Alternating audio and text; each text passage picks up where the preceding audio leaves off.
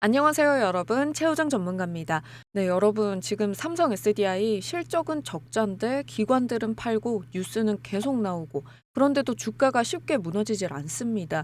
이유가 뭘까요? 누군가는 분명히 이 구간에서 조용히 사고 있다는 뜻이겠죠? 오늘 영상에서는 지금 시장에서 왜 삼성 SDI가 다시 주목받고 있는지, 그리고 지금 이 구간이 단순한 조정인지 다음 상승의 초입인지 말씀드리면서 여러분들이 어떻게 대응하시면 좋을지 정리해 드릴 테니까요. 영상 꼭 끝까지 봐주시길 바랍니다. 최근 한국경제 단독 보도가 나왔죠. 국민연금이 국내 주식 비중을 기존 14.9%에서 최대 19.9%까지 확대하는 방안을 검토 중입니다. 이건 단순히 비율 조정이 아닙니다. 말 그대로 이 국민연금이 최대 30조 원 규모의 국내 주식을 추가 매수할 수 있게 된다는 의미예요.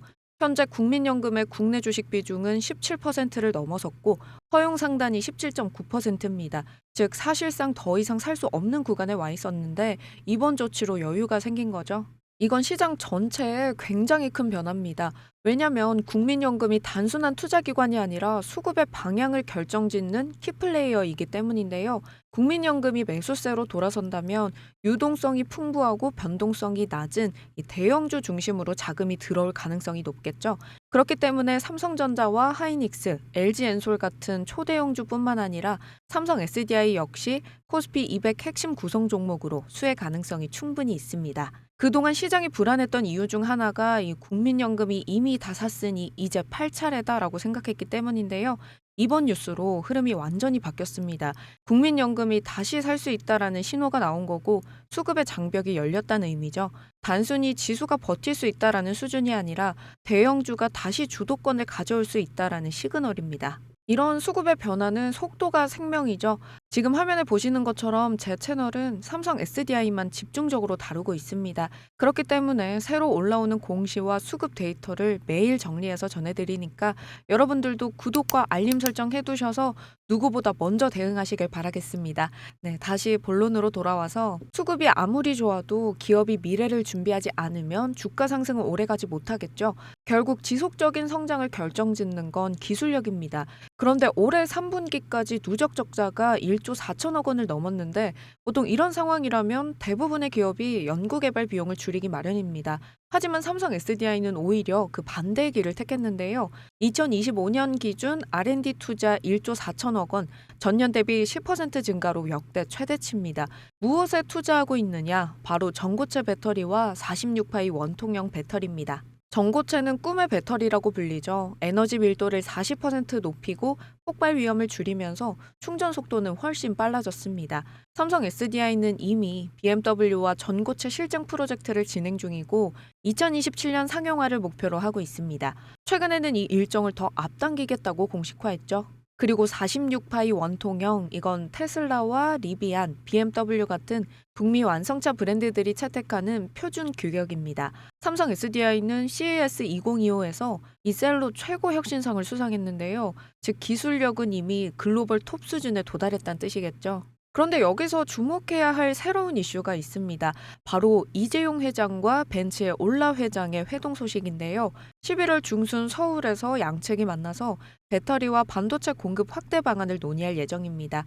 벤츠는 2027년 이후에 나올 고성능 전기차 라인업에 삼성 SDI의 원통형 배터리를 탑재하는 방안을 검토 중입니다. BMW에 이어 벤츠까지 협력선이 넓어지는 이 상황, 즉 유럽 프리미엄 전기차 시장 내에서 삼성 SDI의 입지가 확실히 강화되고 있다는 의미겠죠. 이건 단순한 기술 뉴스가 아닙니다. 고객의 질이 달라지고 있다는 신호예요. 테슬라와 BMW, 벤츠 이 세 글로벌 완성차 브랜드가 모두 삼성 SDI의 배터리를 검토하고 있습니다. 그리고 세 번째, 테슬라와의 ESS 공급 협상. 현재 삼성 SDI는 테슬라와 약 3조 원 규모의 ESS 공급 계약을 논의 중입니다. 회사 측은 한 달 내 제공 시 예정이라고 밝혔는데요. 테슬라는 이미 삼성 SDI의 셀을 데이터 센터용 ESS로 테스트 중이고 기술 검증이 사실상 끝난 단계로 알려져 있습니다. 이 계약이 성사되면 삼성 SDI는 단순한 전기차 배터리 회사를 넘어서 AI 데이터 센터, 전력망, 신재생 에너지 인프라까지 공급하는 핵심 기업으로 올라서게 됩니다.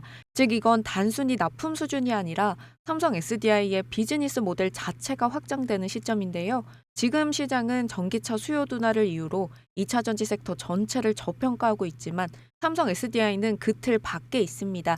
전기차가 아니라 에너지 산업 전체를 향해 가고 있기 때문이죠. 여러분은 테슬라 ESS 계약 이번에 실제로 성사될 거라고 보시나요? 그리고 만약 체결된다면 이 삼성 SDI의 주가는 어느 구간까지 갈 수 있을지 예상하시나요? 댓글로 여러분들의 생각도 많이 남겨주시길 바랍니다. 자, 이제 정리를 한번 해보도록 하겠습니다. 수급 측면에서는 국민연금의 매수 여력 확대, 기술 측면에서는 전고체 46파이, CES 혁신상, 글로벌 측면에서는 테슬라, BMW, 벤츠 협력, 이 세 가지가 동시에 움직이는 기업이 지금 시장에서 몇이나 될까요? 거의 없습니다. 2021년 코스피가 급등하던 시절을 기억해보면 그때 국민연금이 매도 전환을 하면서 삼성 SDI 주가가 급락했었습니다.